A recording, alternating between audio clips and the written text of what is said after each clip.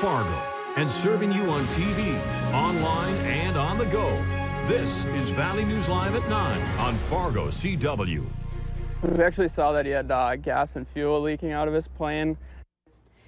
That who you just heard from was one of the 2 Minnesota DOT workers that pulled a pilot out of this plane after it crashed in Mahnomen County yesterday. Now, we're just learning the name of the pilot involved in the crash. 56-year-old Mark Habedink of Twin Valley, Minnesota, had to be airlifted to a Fargo hospital after his crop dusting plane went down yesterday. Authorities have not released an update on his condition, but as one of the rescuers tells us, he couldn't believe his eyes when he saw what happened. But his actions may have very well saved a life. Valley News Team's Molly Casey has our story. All of a sudden, he took a sharp turn and went straight down into the ground in a field. That's Eric Fitzgerald's eyewitness account of a plane crash landing next to Highway 59 as he drove by. I honestly had to look away and look back. I didn't think it was real. A construction worker turned rescuer. As we walked up to the plane, the pilot must have heard us talking because he responded and started saying, "Help, somebody help me, I need help, I'm hurt, I'm hurt." Fitzgerald and his boss, who also witnessed the crash, found the pilot still inside the crumpled plane. We unbuckled him, and then my boss actually grabbed him and got him out of the plane, and then I helped him drag the pilot away from the plane. They did so because the plane was leaking fuel, and the spectacle drew locals to see the wreckage. The plane looked like it was busted up pretty good.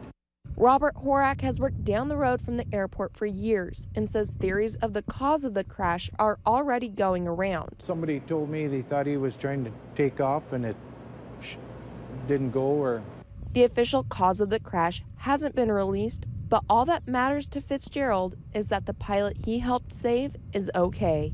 I hope that everything is okay with him and that he'll be able to hopefully walk away from that again someday. In Mahnomen, Molly Casey, Valley News Live.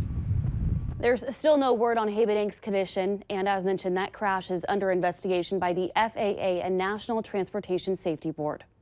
Coming up after weather, a North Dakota veteran who lost his life in the Pearl Harbor attack is on the way back home tonight. We'll hear from his friends and family of a true hero. Plus, after a mobile meth lab turned up in Fargo this week, we talked with police to find out what you should be looking for to keep yourself and others safe. But first, there were powerful winds and heavy rains that pounded Lakes Country in Minnesota tonight. You're taking a look at this video sent to us from a viewer out in the Fergus Falls area. And Robert, it was an active night for you guys here. Yeah, an active night. Still some storms out there, but things slowly calming down. No warnings right now, but still have a severe thunderstorm watch for parts of the area for about the next hour or so. We'll show you those storms here in just a moment. First, though, a live look outside on the CorwinAuto.com Valley Skycam, part of the Storm Team's Skycam network. Another pretty sunset taking shape here in the Fargo Moorhead. That sun setting here in about 20 minutes or so. Still warm out there, 79 degrees. Those winds out of the northwest at 20 miles per hour. Temperatures elsewhere across the region, some 60s and some 70s. The warm spot is that 79 here in Fargo, 70 down in the Wahpeton Breckenridge area, 70 in Fergus Falls, also in Wadena, 72 in Detroit Lakes, 65 in Bemidji, also 65 in Baudette. Winds strong and gusty out of the northwest behind the cool front that continues to make its way on through, but not a whole lot of cold air behind that front, as we're still 79 here in Fargo behind the front. And that front has sparked off quite a few showers and thunderstorms, and those continue to make their way off towards the east. That blue area, that is what's left of the severe thunderstorm watch, and again, that goes until 10 o'clock tonight, and that sparked off several tornado warnings, some funnel clouds down in the southern valley, and even some reports of winds as high as 74 miles per hour in the southern Fergus Falls area, just south of Fergus Falls. And still some strong storms making their way through the valley. This one just made its way through the Bemidji area, making its way off towards the east and southeast, off towards the south. Still some storms making their way through Wadena. Just had one storm, maybe another shower making its way on through as we speak. Fergus Falls, just south of you guys, another weak thunderstorm making its way off towards the east and points further off towards the south. A few more showers and storms. Once these get on out of here, then things will quiet on down. That cool front continues to slide off towards the east, and it'll keep sparking off some showers and storms off to our east. Severe thunderstorm watch also off towards the south. A few severe thunderstorm warnings down in south central portions of Nebraska, Texas Panhandle, Oklahoma Panhandle, and Tropical Storm Cindy churning its way slowly off towards the north, right about there, and sparking off some tornadoes as well as numerous flash flood warnings in parts of Mississippi and Alabama. For us, as we head through the rest of tonight, those storms, they get on out of here. We're going to see a pretty quiet night tonight. Then as we head through the day tomorrow, a mix of clouds and sunshine. And along with that, maybe a few isolated showers as we head through tomorrow afternoon and tomorrow evening. Another warm day, and again, not a whole lot of cold air behind this particular front, but a chance for a few showers, especially across the northern valley as we head through tomorrow afternoon and tomorrow evening. Picture of the day, a dandy one, a dandelion at dusk. Thanks to Beth for sending that in. Going to use that as the background to our 7-day forecast. And tomorrow, a pretty decent day. Isolated showers possible, better chance for a few storms on a Friday, and cooler. Cool, some low 70s over the weekend, refreshingly cool with some upper 60s on Saturday, mid 70s Sunday, a few storms possible Saturday, quiet Monday, and then more storms Tuesday and Wednesday. So an active pattern still there, and we're getting some cooler air at times, some warmer air at times, and we'll continue that for the next couple of weeks. All right, thank you, Robert. And as you mentioned, we've got 5 states bordering the Gulf of Mexico with Tropical Storm Cindy, and it's starting to pound all of them. Coastal communities in Louisiana have already seen heavy showers and high winds leading to flooded roads. High tide is expected here around midnight, but the water is already over the roads, as you can just see. Drivers are being warned with high tide coming during the overnight hours. It will be difficult to judge the depth of the water on the roads. Tropical Storm Cindy isn't expected to make landfall until tomorrow, but in Grand Isle, a barrier island, the waves are battering the shore and flooding is a major problem already. States of emergency have been declared in Louisiana and Alabama ahead of the full brunt of the storm. A wild crash in South Moorhead gave some local golfers a close encounter with an out-of-control RV on Wednesday. Sergeant Jesse Grabo with the Minnesota State Patrol says a driver heading east on I-94 lost control of the vehicle and then crashed through a fence and ran over a tree on the Village Green golf course. Grabo says no one was hurt in the crash, but the driver was given a ticket for failure to use care. Our meth lab's making a comeback. A Holly man was arrested Monday in Fargo for having a meth lab and also a mobile meth lab as well. Court documents say the man admitted to using the lab less than 24 hours before. Fargo police say meth use has never stopped, but the manufacturing of meth in the U.S. has decreased. Fargo police say the meth is mainly brought in from other places. Our focus is to go after a dealer. We may arrest a user, but our intent is to talk to them, to get to the dealer, to find out who's bringing it to our community so we can stop the source. What we need the community to do is watch out for each other. If you have somebody who's got a substance abuse problem, get them help. Rosiska says people should be aware meth labs can be out there, and if you notice strong odors, please give them a call.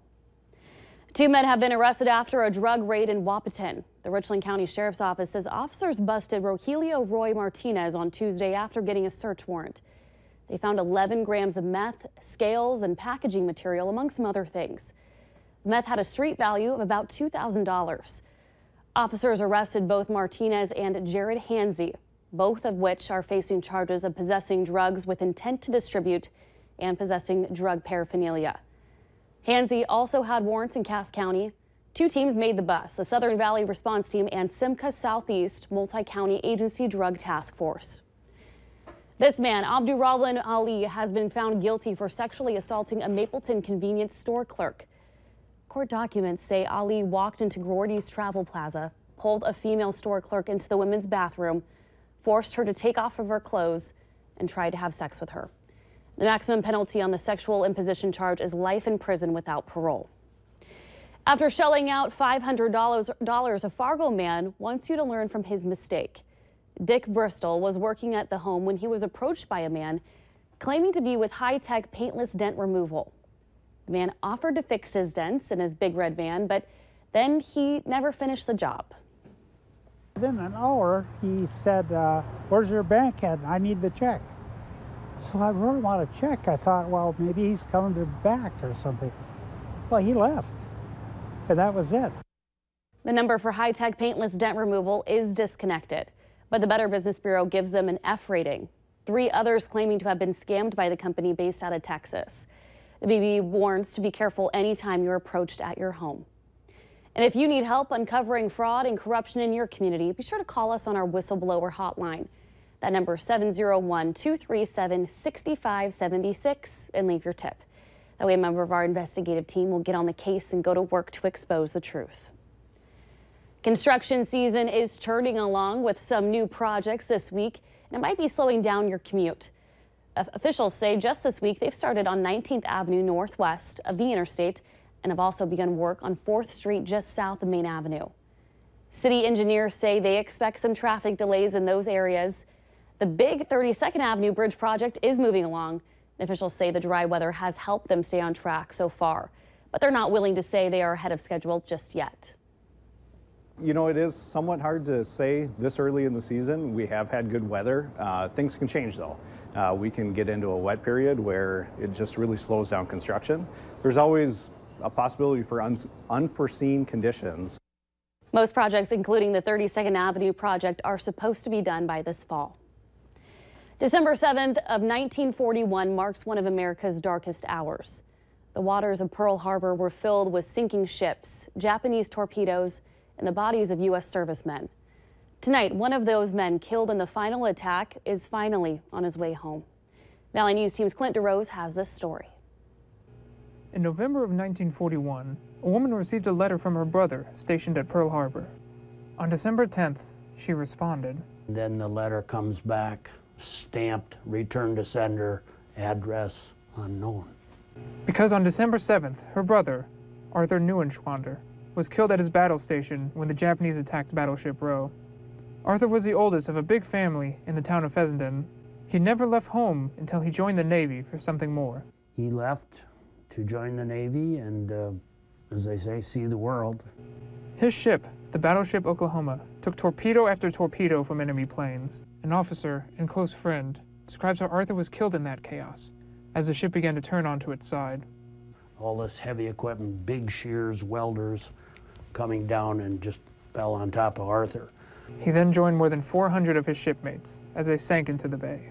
That was all anybody knew about the fate of Arthur, until his nephew and fellow veteran, Ross Johnson, got a phone call out of the blue. I thought it was a hoax, so I just deleted it. And then another message the next week, I did the same thing. I thought maybe they're after my Social Security number or checkbook or something. The Navy had found Arthur's remains in the middle of a mass grave set up after the attack. The journey home took more than 75 years to complete, but it's finally reaching its conclusion. Ross and everyone else in the family is just happy that Arthur can finally be laid to rest on home soil. We should do everything we can to get Arthur home, and so that's what we're trying to do. In Fargo, Clint DeRose, Valley News Live. Arthur's remains will go to Fessenden, where he'll be buried with full military honors on Saturday. Estimates put the number of World War II service members still unaccounted for at more than 73,000. We'll be right back after this break.